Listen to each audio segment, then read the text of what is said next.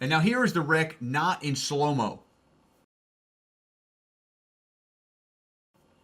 Both of those drivers were incredibly lucky to be able to walk away from that one, especially Alonso. He definitely went for a ride, but he was able to walk away from it, and that is one very good thing to see. But nevertheless, guys, welcome back to another True Racer Report. We had a bunch of great racing this weekend, especially in the Formula One side, but we'll also touch in on the Sebring 12-hour and the MotoGP race at Qatar. But first and foremost, Formula One. That was a heck of a race this weekend. I got to be honest, I wasn't looking forward to it, especially after that ridiculous qualifying new format they have going on. But we'll dive back into that in just a bit. But first off, that wreck was very unfortunate. My point of view was it was just a genuine racing incident. I think Guttierez thought he was going to take the inside, and then they both decided to kind of go to the outside right away, and it was just really unfortunate what happened. But as you can tell, they shook hands afterwards, and there was no bad blood. So I think it was just genuinely a very unfortunate racing incident, and glad they were both able to walk away from it unhurt, unscathed. But it's going to be a very expensive new McLaren they're going to have to get. Some of the other little carnage throughout the race, as you can see here, Kimi Räikkönen just doesn't really care, but his head is on fire. He had some sort of engine fire, and very unfortunate for him. Kimi Räikkönen always seems to have the bad car in the sense of things. So he's not starting off this year on a good note. Hopefully he can turn things around, because he definitely had a great start to the race, and he was, I think, running third or fourth when this actual incident happened, and it's just very unfortunate for him. And then the last little wreck came with Max Verstappen getting a little frustrated behind his teammate Carlos Sainz. Carlos made a little mistake, and he got in there and got into him. Luckily, he didn't cause a puncture to Carlos, and luckily he didn't rip his front wing off, and he was able to finish. So it was a little bump, but luckily he was able to get through it, and they both were able to finish. He had a very unfortunate event with the pits and everything as well, and he was very vocal about it on the radio, which we'll play at the end of the video. I got all the good radio clips and stuff, so we'll play all those at the end, and you guys can have a good laugh at all of those. Some of the things that I think.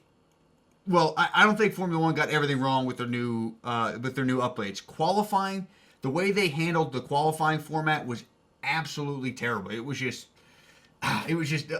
a pain to watch, to be honest with you. But I don't think the concept is a bad idea. Having that instant elimination, I think it just needs to be gone, or it needs to be brought about in a different way. I think if you possibly start all the cars off, or only allow them to run like a hard compound, and start them with, say, 30 kilograms of fuel in their cars, then as the laps progress, they'll be able to get a little bit faster and a little bit faster and a little bit faster. And I think if qualifying format is done like that, with the rapid succession elimination style, I think it could be really cool and really intense.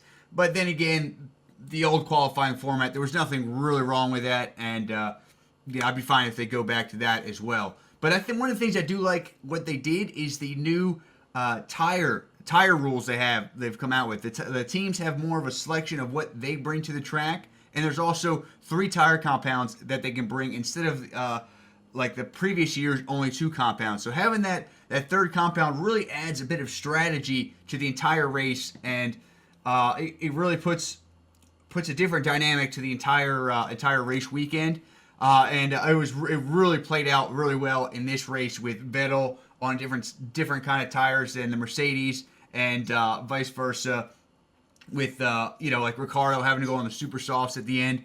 If there was going to be like a late race caution, Ricciardo or Vettel definitely had a really good chance of winning that race. It didn't happen that way, but it's just how the cookies crumbled this time.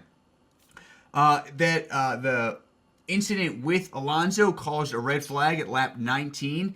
And with the red flag, they're all allowed to reset and put whatever tires they want to Ferrari went with the softer compound and trying to make another pit stop. I know a lot of people are saying, "Oh, it's a dumb call, it's a stupid call." You know, in hindsight, you know, it's definitely really easy to say, but you never really know.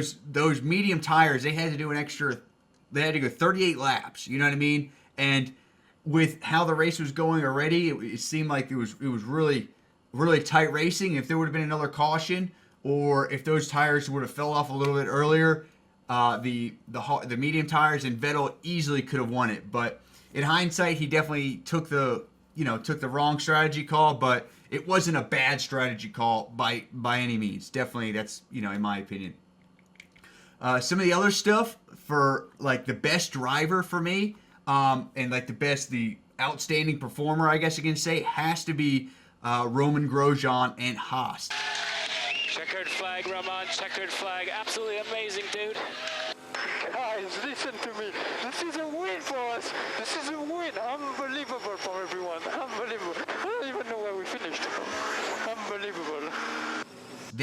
They came home with a 6th place finish. That is absolutely amazing. And it's not like they got a little bit lucky with the red flag situation and everything, but after that, they had the pace and everything to keep the likes of Nico Rosberg and Williams for a little bit, and a lot of the Toro Rossos behind him, and everybody behind him for the most part. And they came in with a 6th place finish. It was an outstanding drive for their first ever Grand Prix. It was unfortunate for Gutierrez. He wasn't even able to make the grid, but just having a solo car out there with Roman Grosjean to bring home 6th, bring home points for the first race is definitely exciting, especially because he started 19th in this Grand Prix. So definitely hats off to you, Roman Grosjean. Definitely excited to see HAAS and what they can do. I don't think they can match it right away, but they're definitely a team that I think is going to, you know, gain the most time as these Grand Prix, you know, become eliminated. Other than that, I guess you say the best rookie, I guess you say, was Jolyon Palmer. He definitely had a great drive.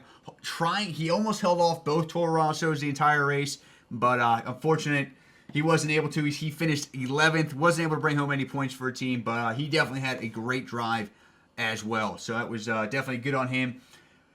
Other than that, Daniel Ricciardo had a really good drive as well. But I got to be honest, you know, he qualified.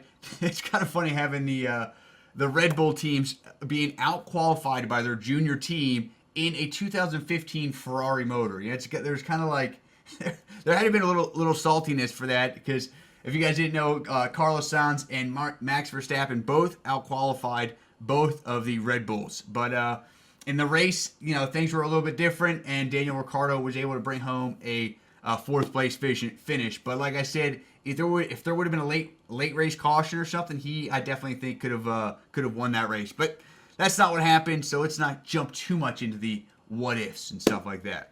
Other racing this weekend, it was the Sebring 12 Hours for IMSA. That was another pretty interesting race.